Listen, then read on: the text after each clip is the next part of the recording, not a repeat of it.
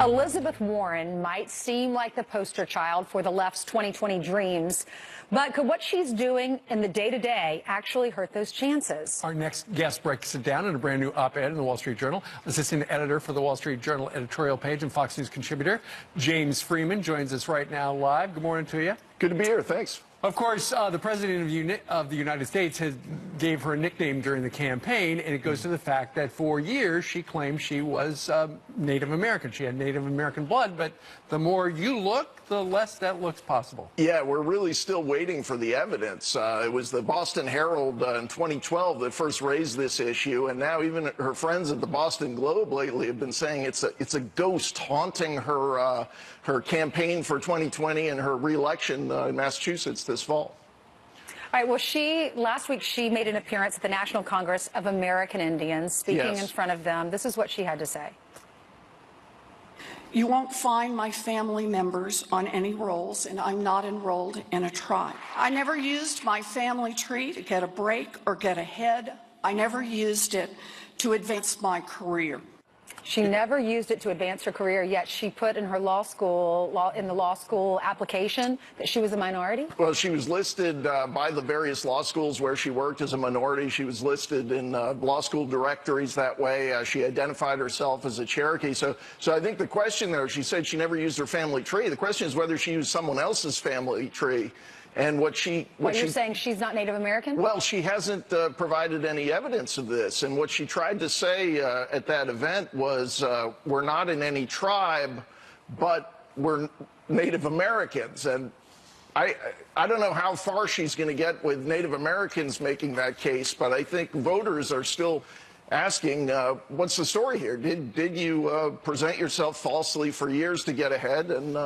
And if not, where's the evidence? Well, it looks like she presented herself falsely for years. So how does she put that behind her? Because she hasn't helped herself at all. Yeah, at this point, you kind of wonder because certainly she's had many opportunities. This is years now, 6 years basically that this issue is hung around. She might have presented results of a genetic test. She might have presented.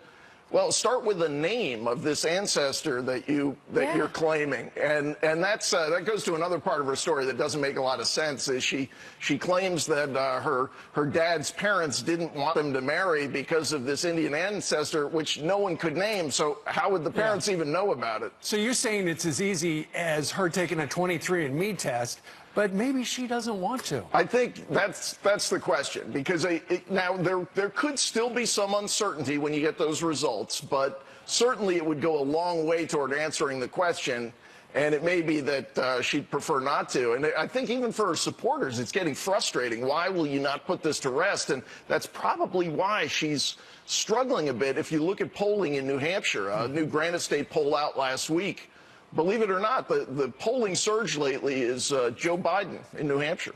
Oh, yeah, that's right. She's like number 3, right? Yeah, she got 15%. Yeah, and she's right next door. I mean, these are the voters who really know her as well as anyone, and it's a problem for her. She might be liked by the left, but she's definitely not as popular as Biden or Sanders. Yeah. Well, I think that's her problem. As the hardcore activists, that's her base. She's got to get beyond that.